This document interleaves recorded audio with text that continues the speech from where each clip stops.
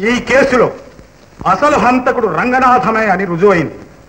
అతను ఈ హత్యేగాక తన ముఠాతో కలిసి ఎన్నో దొంగతనాలు, దోపిడీలు చేసినట్టు కూడా గట్టి సాక్ష్యాలు లభించాయి. గనుక ఐపీసీ 302వ సెక్షన్ ప్రకారం ఈ రంగనాథానికి యావజ్జీవ కారాగార శిక్ష విధిస్తున్నాం. భాస్కర్ హత్య కేసులో హంతకుడు తానేనని యాదగిరి ఒప్పుకున్నా హత్య జరిగిన రోజున భాస్కర్ని చంపాలనే ఉద్దేశంతో యాదగిరి అక్కడికి వెళ్ళలేదు. ఇది హత్య కాదని, ఆత్మ సంరక్షణ ప్రయత్నంలో జరిగిన ప్రమాదమని నిర్ణయిస్తూ యాదగిరిని ఐపీసీ 80, 96 సెక్షన్ల ప్రకారం విడుదల చేస్తున్నారు.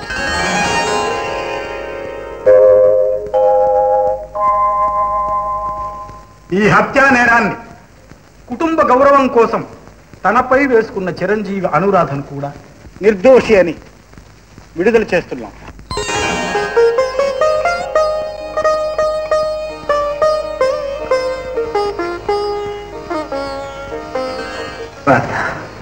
గోపి, అమ్మ అనురాధ, అత్తయ్య,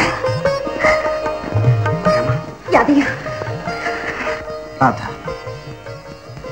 నిజం నిరూపించడానికి నిర్దయగా ప్రవర్తించి నిన్ను బాధ పెట్టాను. నన్ను క్షమించు. లేదు గోపి, నేనే నిన్ను అపార్థం చేసుకున్నాను. నువ్వే నన్ను క్షమించాలి. గోపి, మీరందరూ నన్ను క్షమించాలయ్యా. గోపి, సాధించావయ్యా.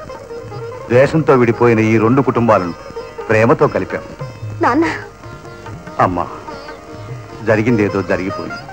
ఇన్నేళ్లు ఆరదిక్కు లేకుండా ఉందా ఇల్లు. నువ్వు మళ్ళీ వచ్చి నీ పుట్టినింటినే రాధకు అత్తవారి